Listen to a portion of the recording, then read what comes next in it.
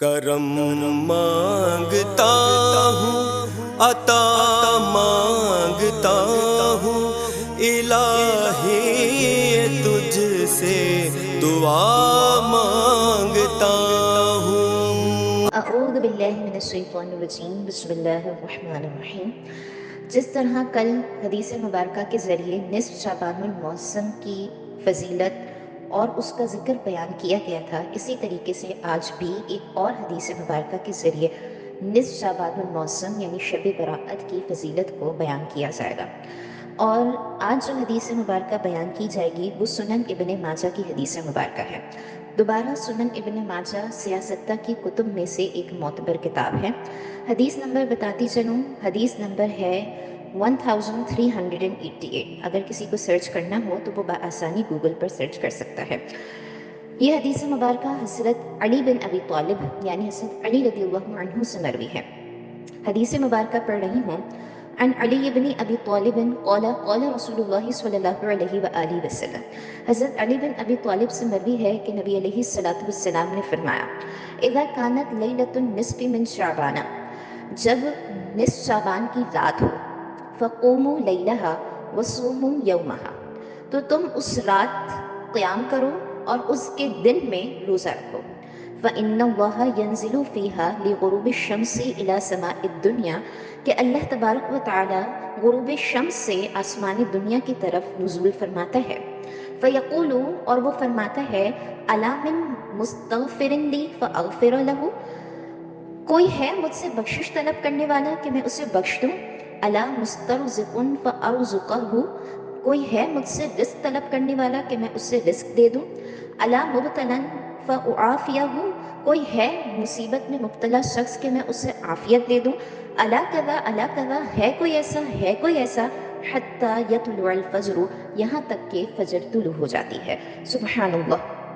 اس حدیث مبارکہ میں شعبان المعظم کی جو نصف شب ہے یعنی شب براءت جو 15ویں رات ہے، اس کی فضیلت بیان ہوئی ہے، اور اس حدیث مبارکہ سے اس رات میں قیام کرنا بھی ثابت ہوتا ہے اور دن میں روزہ رکھنا بھی ثابت ہوتا ہے کہ حضور علیہ الصلوۃ والسلام نے کیا فرمایا کہ جب نصف شعبان کی رات ہو، فقوموا لیلہا، تو اس رات تم قیام کرو، وصوموا نہارہا، اور اس دن تم روزہ رکھو۔ تو اگر کوئی اس دن قیام کرتا ہے، نوافل ادا کرتا ہے، قضا نمازوں کی ادائیگی کرتا ہے، صلاۃ الحاجات پڑھتا ہے، صلاۃ التسبیح پڑھتا ہے، یا شکرانے کے نوافل پڑھتا ہے، یا جو بھی اللہ تبارک و تعالیٰ کی بارگاہ میں نوافل ادا کرتا ہے، اس حدیث مبارکہ سے یہ ثابت ہے، اور دوسرے دن روزہ رکھنا بھی اس حدیث مبارکہ سے ثابت ہے۔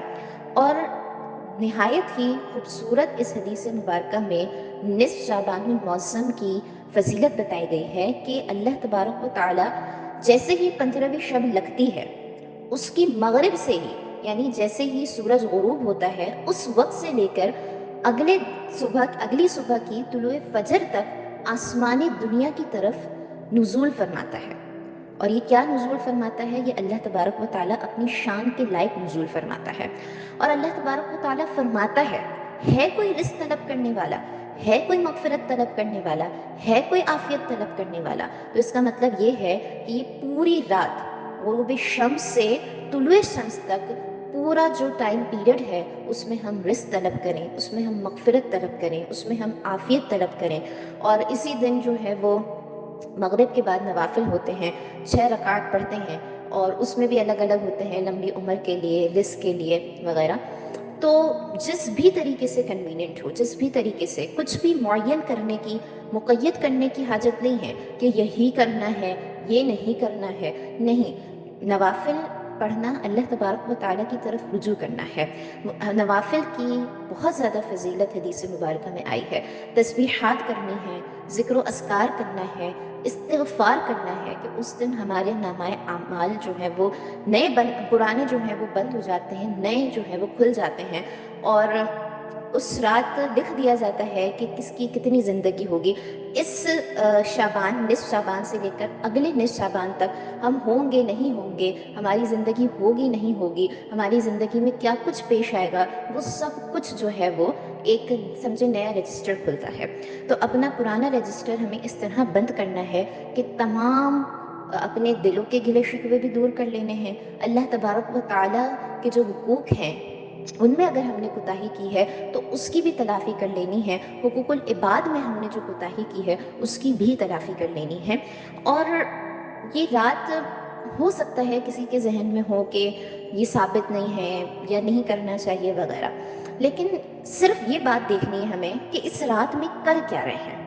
اس رات میں کوئی غلط کام نہیں ہو رہا ہے، اس رات میں کوئی خلاف شرع کام نہیں ہو رہا ہے. ہر رات ہمارے لیے یہ حکم ہے کہ ہم ہر رات اللہ تبارک و تعالیٰ کے حضور وقت گزاریں، اللہ تبارک و تعالیٰ کے حضور رجوع کریں، ہر رات نوافل پڑھیں.